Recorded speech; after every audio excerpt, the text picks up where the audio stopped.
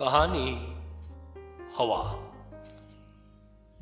तहरीर अब्दुल गनी शेख लद्दाखी।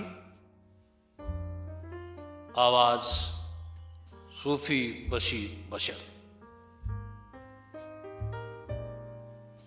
पहाड़ का निसिफ हिस्सा चढ़ने के बाद हम एक बड़े पत्थर के सामने सस्ताने के लिए रुक गए। पूह फट गई और लम्हा ब लम्हा सुबह का उजाला फैलने लगा। मैंने अपने गांव की तरफ नजर डाली।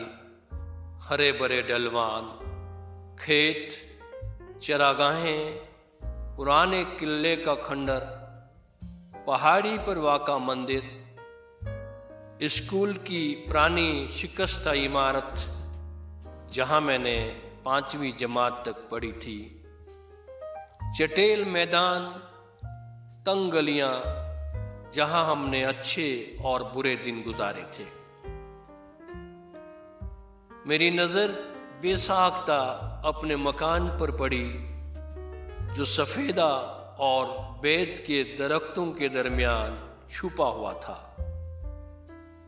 छत पर घास के गुच्छे और गोबर के ओपले सुखाने के लिए करीने से रखे नजर आ रहे थे। दुधेल जर्सी गाय नांद में घास चर रही थी।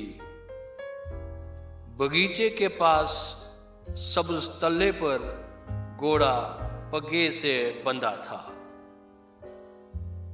मेरी नजर छिछलती हुई छोटे से आबाई कब्रिस्तान पर पड़ी जहां मेरे अब्बा और अजदाद मदफून थे। मेरी आंखों में आंसू आए।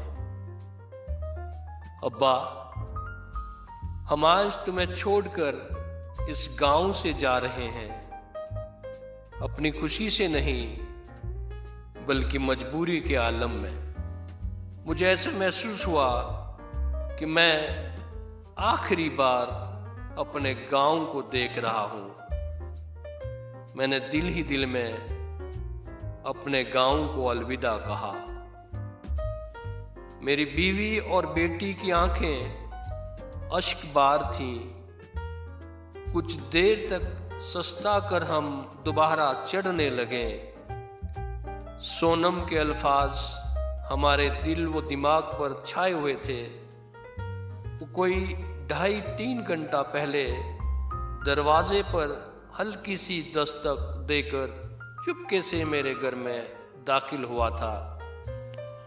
वो सहमा सहमा सा लगता था और नंगे फर्श पर उखड़ूं बैठकर सरगोशियाना अंदाज में गोया हुआ, सिद्दीक, तुम्हारे लिए एक बुरी खबर है। सहमे सहमे हम उसका मुंह ताकने लगे। तुम्हें ये घर छोड़कर जाना पड़ेगा। अबे मजाक न कर, मैंने अपने अजीज दोस्त सोनम से कहा। मजाक नहीं, मैं संजीदगी से कह रहा हूं। अभी इसी वक्त यहां से निकल जाओ। क्यों? मैं चिल्ला पड़ा। इस क्यों का इस वक्त मेरे पास जवाब नहीं है सिद्दीक। ये कहते हुए आंसू का एक कतरा उसके रुखसार पर ढलक आया। मेरी बीवी और बेटी रोने लगी। आखिर हमसे क्या कसूर सरजद हुआ है? कौन सा हमने जुर्म किया है? कसूर न तुम्हारा है और न हमारा। यह हवा शहर से आई है। तुम्हें किसने कहा? मुझे टुशी ने कहा। टुशी को डोरजे ने बताया था, डोरजे को छंग ने, और छंग टुशी बता रहा था।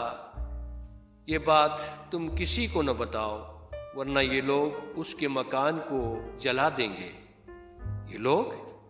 हाँ, शहर से आए हुए यही लोग कहते हैं कि तुम अपना मजहब या गांव दोनों में से एक छोड़ दो। सिद्दीक, ऐसी हवा इंसान लाता है। सोनम का अंदाज़े बयां बड़ा पुरस्कार था। हम हैरान थे कि अचानक ये कैसे हुआ। गांव वाले कल तक हम पर बड़े मेहरबान थे।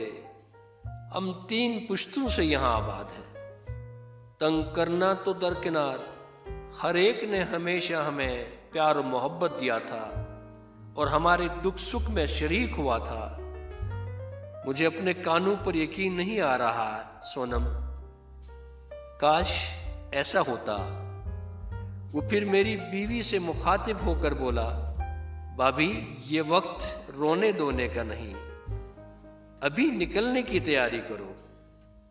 चंद लम्हे तवक्कुफ के बाद वो फिर बोला, पहाड़ से निकल जाओ सिद्दीक और शहर पहुंच जाओ। इस अंधेरी रात में कैसे पहाड़ से जाएं? रास्ते से जाने में खतरा है, सोनम ने उठते हुए कहा और दरवाजे के पीछे गायब हो गया। वो एक चोर की तरफ आया था और चोर की तरह निकल गया। हमने बीवी के जेवरात, कुछ कपड़े और चंद जरूरी चीजों की 3 पोटलियां बनाई, कुछ सूखी रोटियां उठाई, नान को घास और चारे से भर दिया, गाय और घोड़े को पग्गे से बांध दिया, भेड़ बकरियों के लिए बाड़े में घास डाली और नाला पार करके पहाड़ की तरफ बढ़े। सूरज की जर्द किरणें पहाड़ की ऊंची चोटी पर लरसने लगीं और कुछ वक्फे के बाद एक पहाड़ की ओर से सूरज निकल आया। चोटी से हम 100-150 कदम नीचे रह गए थे कि हमने दमामों की आवाज सुनी और उसके साथ मक्खियों की बुनबुनाहट की तरह धीमा धीमा शोर भी सुना। हमारी टांगें अपनी अपनी जगह रुक गईं। चंद ही लम्हों में दरख्तों की झुंड से लोगों की एक भीड़ निकली। हम एक चट्टान की ओट में छुप गए। भीड़ आगे बढ़ने लगी और नारों की आवाज आने लगी। मुझे महसूस हुआ कि हमारे चारों तरफ तेज और तुंद आंधियां चल रही हैं। सोनम ठीक कहता था कि हवा इंसान लाता है। 5 दहे पहले शहर से एक हवा आई जिसने अपने साथ चीचक की मुतद्दी बीमारी लाई। 20 चिराग बुझ गए, घर उजड़ गए। मेरी दादी अम्मा, बाजी और छोटा भाई उसके शिकार हुए। फिर पुरवाथी या बादे बहार आजादी का पैगाम लाई। दिलकश झोंके चले, तालीम का उजाला फैला, बिजली आई, पीने का साफ पानी आया। लेकिन यह हवा बिल्कुल मुख्तलिफ थी, बादे सरसर और बादे समूम की तरह। गांव में ऐसी हवा कभी नहीं चली थी। यह हवा उस हवा से भी मुजी और जहरीली थी जिसने छूत की बीमारी लाई। उस हवा ने इंसान की जानें ली थी, लेकिन इंसान और इंसान को जुदा नहीं किया था। भीड़ आहिस्ता आहिस्ता मेरे मकान की तरफ बढ़ने लगी। भीड़ में शामिल अक्सर लोग मेरे लिए अजनबी थे। भीड़ में मैंने अपने हमसाया डोरजे को देखा। डोरजे? मेरे मुंह से बेसाख्ता निकला। अब्बा, वो देखो जुलूस में सोनम भी है। मेरी बेटी चला पड़ी। ये नहीं हो सकता, सोनम कभी नहीं आएगा, मैंने कहा। वो देखो ना अब्बा, जिसने झंडा उठाया है वो सोनम ही तो है। सचमुच झंडा उठाने वाला सोनम था। वो देखो अब्बा, चचा छंग और टुशी भी जुलूस में है। मेरी बेटी चिल्लाई। आहिस्ता बोलो फातिमा, मेरी बीवी ने सरजनिश की। अपने जिगरी दोस्त छंग और टुशी को देखकर मेरा दिल बैठ गया। जुलूस मकान के सामने रुक गया और इश्तियाल अंगेज नारे बुलंद करने लगा, जो पहाड़ों से टकरा कर खौफ हिरास का समा पैदा करने लगा। हर नारा के जवाब में सोनम, डोरजे, छंग और टुशी के हाथ फजा में बुलंद होते थे। जुलूस में हिस्सा लेने वाले अक्सर लोगों को गालिबन ये ख्याल था कि मैं और मेरे बीवी बच्चे मकान में छुपे बैठे हैं। जब मकान से कोई नहीं निकला तो मुतअद्दिद लोग मकान में घुस गए। इनमें सोनम, डोरजे, छंग और टुशी भी थे। कुछ देर बाद जब ये लोग बाहर निकले तो इनके साथ मेरे घर का लूटा हुआ सामान था। सोनम ने गैस सिलेंडर और चूल्हा उठाया था। टुशी ने बड़ी देग उठाई थी, जो गांव के हर दीवार और दावत पर मुझसे मुस्तार ली जाती थी। डोरजे ने बगल में कोई चीज दबाई थी, शायद कालीन था। छंग ने नाद के पग्गे से बंधी रस्सी तुड़ाई और गाय को हंग करके लिया। एक आदमी ने घोड़े को संभाला। 2 आदमी भेड़ बकरियों को बाड़े से निकाल लाए और एक तरफ गए। एक आदमी तंबू के बोझ तले दबे दबे गुजरने लगा। दूसरा भारी ट्रंक उठाए आहिस्ता आहिस्ता चलने लगा।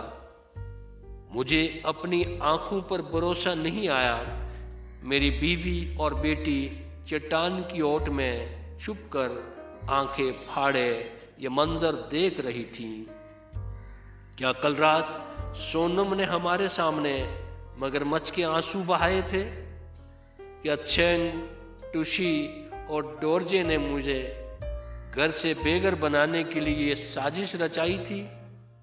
मैंने दिल ही दिल में सोचा, दुनिया कितनी बेवफा है और दोस्त कैसे तोता चश्म है। अभी मैं अपने सवाल का जवाब ढूंढ रहा था कि मकान की एक खिड़की से धुआं निकला और आन की आन में सारा मकान आग की लपेट में आ गया।